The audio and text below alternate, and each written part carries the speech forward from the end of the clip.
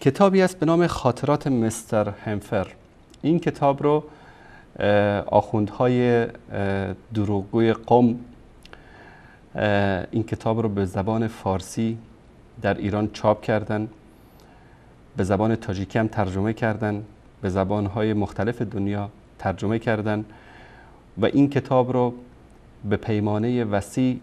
در افغانستان، در تاجیکستان، در پاکستان، در هند، در آفریقا و در بعضی از کشورهای عربی توزیع کردن و در این کتاب ادعا کردن که کسی به نام مستر همفر جاسوس بریتانیایی بوده، برای اختلاف افکنی در بین مسلمان ها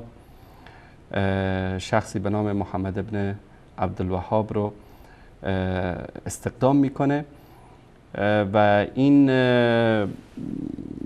شخص به اصطلاح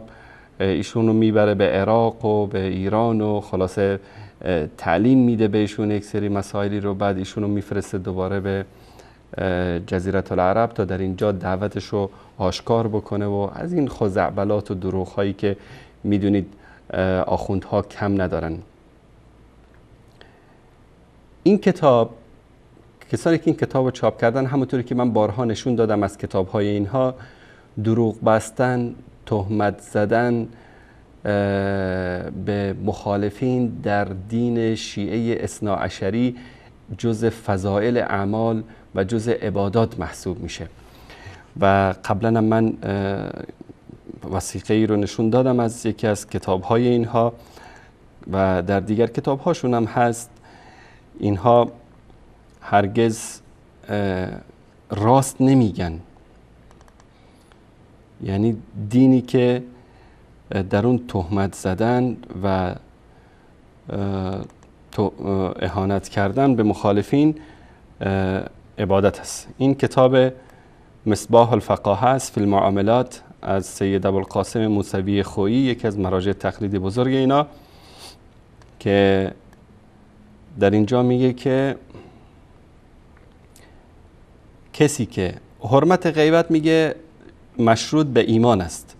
میگه من انکر واحدا منهم جازت غیبته لوجوه، کسی که یکی از امامان رو انکار بکنه اجازه است که شما غیبتش رو بکنید.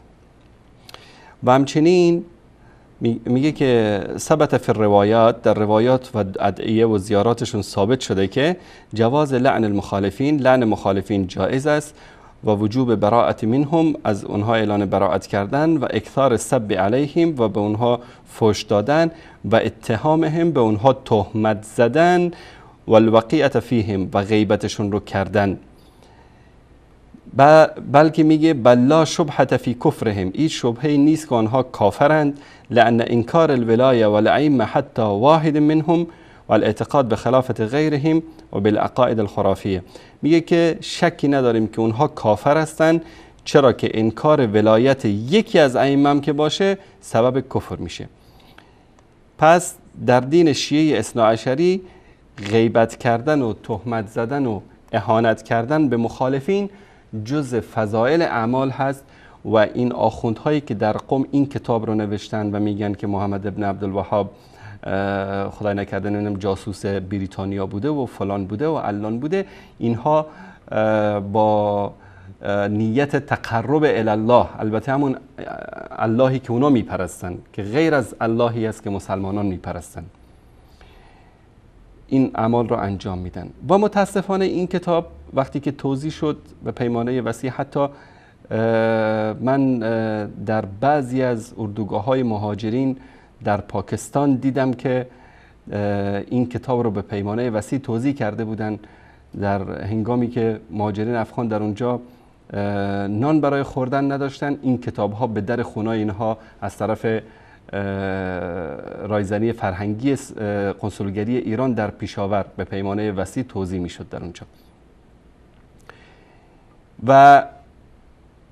اینها اومدن یعنی این حرفا رو در این کتاب زدن و تهمت ها، مسائل زیادی که شاید شنیده باشید. بعضی از علمای جاهل و نادان، یکیشون همین مولای حیات الدین است که من کلیپش هفته گذشته و قبلا هم پخش کردم که از کتب شیعه میاد روایت ها رو نقل میکنه و ما انشاءالله دوستان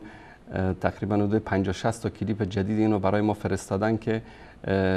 به زودی انشاءالله این کلیپ ها رو آماده خواهیم کرد و پخش میکنیم. اینها فقط همین مطالب رو از این کتاب ها میگیرن و در منابر ذکر میکنن. بعضی از ملاهایی که میشه بهشون گفت جاهل نادان، بدون سند بدون مدرک هر کتابی که به دستشون رسید این کتاب ها رو میگیرن و در بین مردم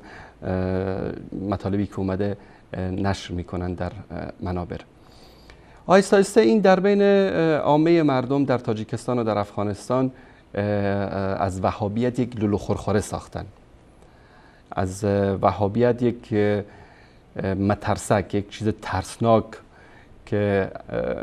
شما رو میخوره و نمیدونم اعتقادات عجیب و غریب دارن و فلان دارن و از این چیزا. و اینکه قزوینی و امثال قزوینی در شبکه‌هاشون میان مردم از وهابیت میترسونن، این وسیله‌ای بوده برای زدن مخالفینشون. حتی من در کتابی که خود مرکز پخش و نشر آثار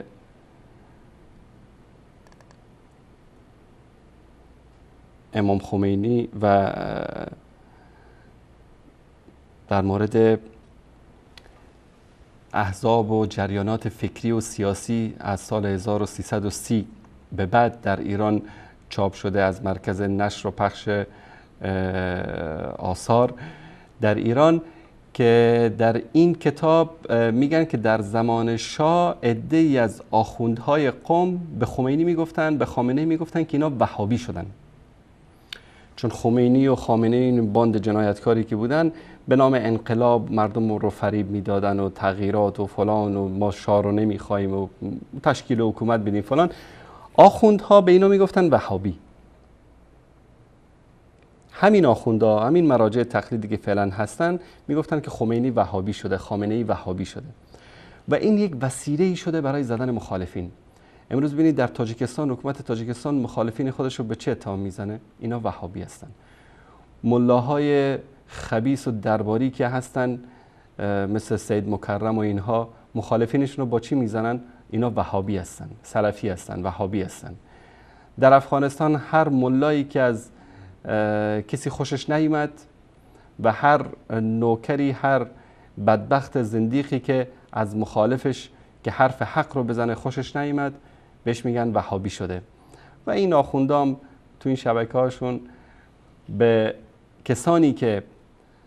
حرف حق رو بزنن، از قرآن و از حدیث بگن و حقیقت اسلام رو بیان بکنن، تهمت وهابیت میزنن. و این سلاحی بوده که اینها همیشه استفاده کردن در مقابل مخالفینشون.